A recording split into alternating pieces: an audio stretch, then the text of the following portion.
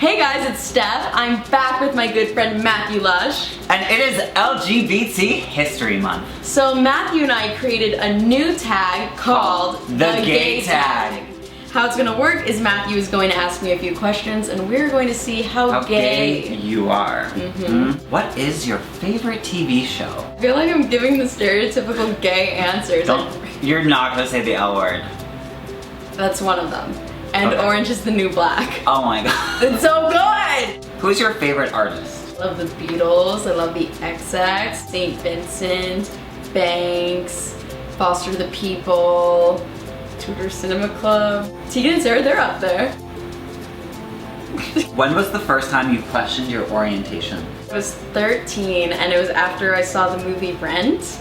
Idina Menzel, who I worship the ground she walks on, she played a bisexual character. I started Googling on like Wikipedia, what is a lesbian? And that's when I first questioned it. I was like, is this me? That can't be me.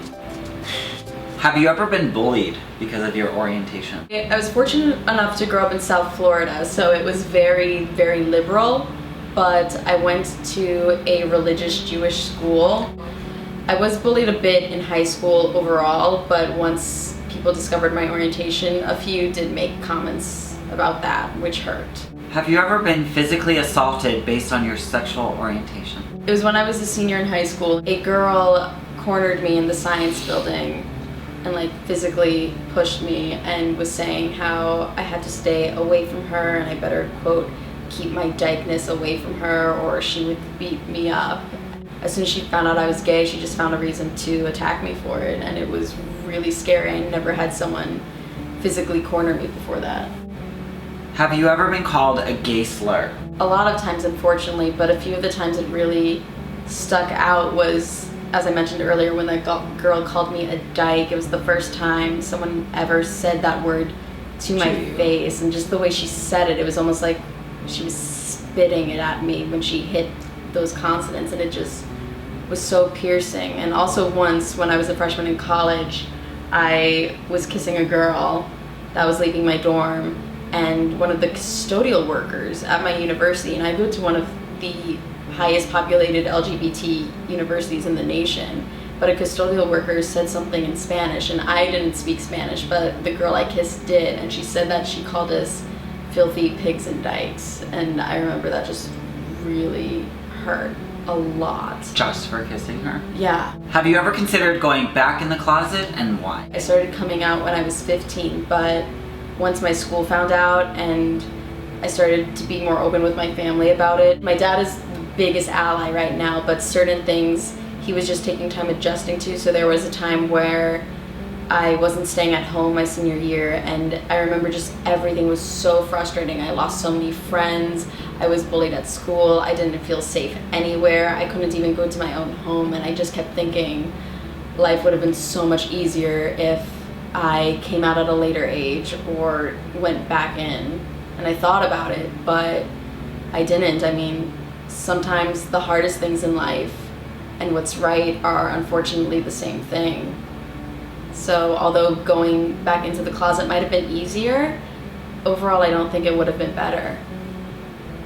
What is the first time you felt like a second-class citizen? I did go to a religious school, and I remember we were talking about marriage for something for one of my religious classes, and one boy kept saying how gay people should not be married and that it was never going to change. And at the time we didn't have as many states that allowed gay marriage. And at this time, because I think I was 16, I was in the closet to everyone at my school, and the fact that I couldn't even speak up, I just felt so silenced in my classroom setting and in society as well, because I couldn't even voice that I was one day going to be in love with a life partner. You couldn't be you. You couldn't be yourself. Yeah, that's exactly how it felt. It felt like everyone else had the freedom to be who they were, but I did not. Have you ever contemplated suicide based on your orientation? I consider myself a lot luckier than most for that aspect, because I feel like people don't really see how high suicide rates are right now for LGBTQ plus youth. It's sad. It's really sad. It's through the roofs right now. I mean, you have Tyler Clementi, who killed himself. I remember once I read an article about a boy who was 13 who hung himself because people called him a faggot. He wasn't even out about anything, but because those words were used.